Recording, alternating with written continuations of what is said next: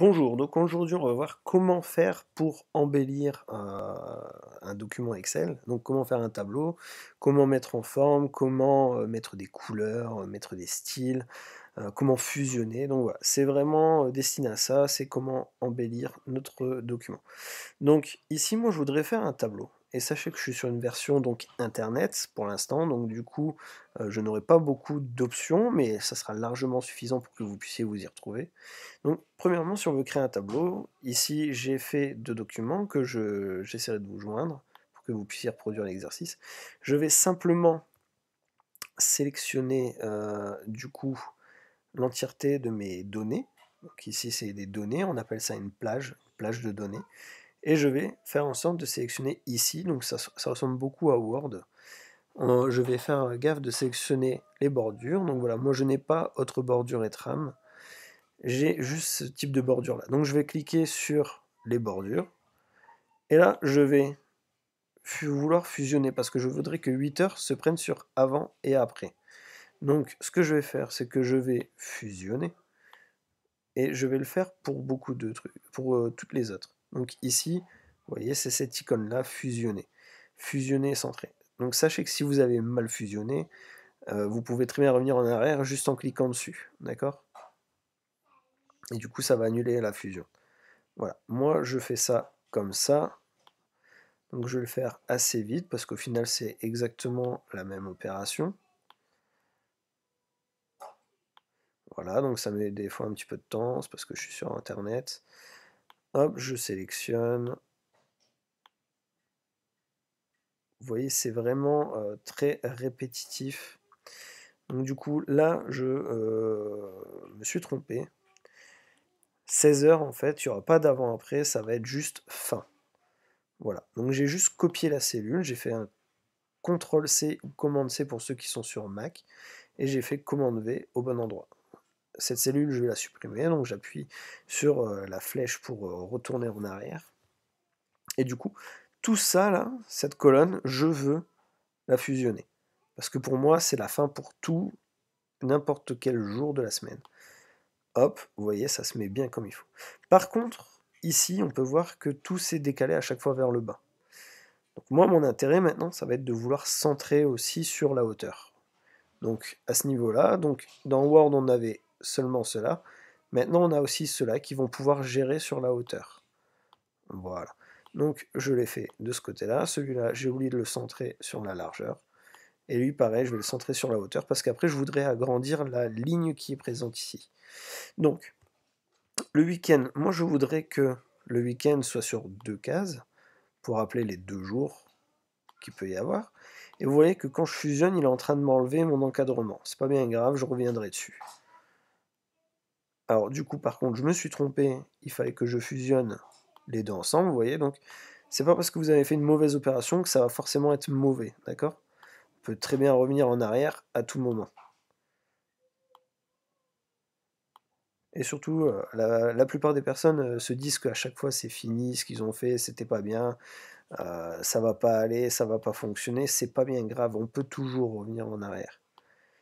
Hop, donc là je fusionne aussi, et là je vais fusionner, donc voilà, vous voyez, je me suis trompé, c'est pas grave, je reprends, je fusionne. Donc c'est vraiment pour vous montrer que ça n'a pas d'importance si vous vous trompez ou pas. Du coup... Ouais, du coup, il propose pas ce que j'avais besoin. Bon, c'est pas bien grave. Hop, je remets mes encadrements. Pareil ici. Pareil ici.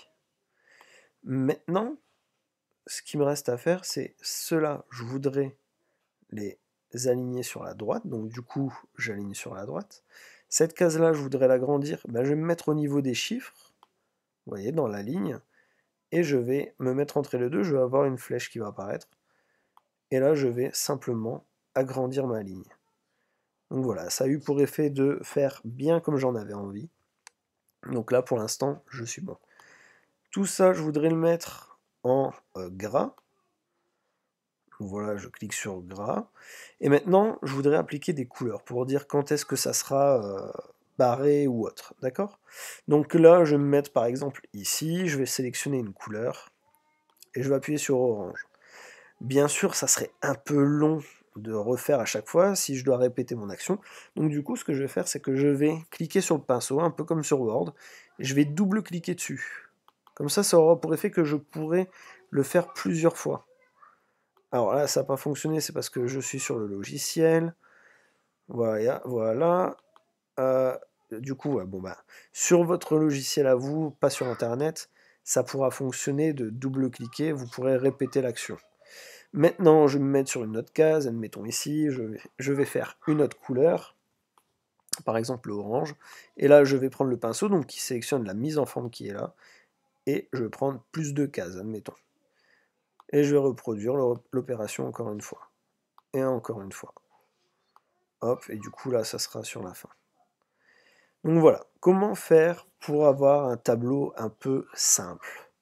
Il n'y a rien de bien compliqué, vous pouvez encore plus personnaliser, voilà, il n'y a rien de bien dur là-dedans. Maintenant, on va voir un autre cas. Nous, on va faire en fonction des styles de cellules. Donc, par exemple, ici, je vois que Dunkerque déborde. Donc, admettons, je vais essayer de agrandir encore plus la chose. Donc, ça déborde. Admettons, je voudrais mettre un autre texte. Par exemple, Malo. Et bien, il est en train de déborder sur Dunkerque. Donc, moi, je vais faire une opération toute simple. C'est que je vais me mettre entre A et B et je vais double-cliquer. En double-cliquant, il va forcément mettre l'espace obligatoire qu'il pourra y avoir pour faire apparaître Dunkerque en entier. Maintenant, un autre cas de figure, Salon de thé est caché par ce qu'il y a là. Je veux qu'il apparaisse sans pour autant dépasser la colonne. On a le retour à la ligne automatique. Je clique dessus, et du coup, ça aura pour effet de me renvoyer à la ligne le restant du texte qui n'apparaît pas. Et par contre, si je déplace et qu'il y a assez de place, eh ben, ce n'est pas bien grave. D'accord ? Maintenant, ce que je vais faire, c'est que je vais enlever Malo et je vais vous montrer aussi un petit peu les formats. Tout ceci, c'est du format monnaie. Donc moi, ce que je vais faire, c'est que je vais aller sur mon petit dollar et faire le format monnaie. Donc je sélectionne le euro. Il y a d'autres types de formats, par exemple général, le nombre qui est utilisé de manière principale. Et il y a aussi le format date courte. Donc par exemple, je vais faire ça. Normalement, il est déjà sélectionné en date courte. Voilà. Mais sinon, vous pouvez faire aussi en date longue. Mais là, il faut préciser avec, par exemple, une année et compagnie. On pourrait aussi mettre en pourcentage. Enfin voilà, je vous laisse découvrir. Ça, c'est vraiment quelque chose de basique. Donc voilà. Maintenant, Dunkerque, je voudrais faire un style prédéfini.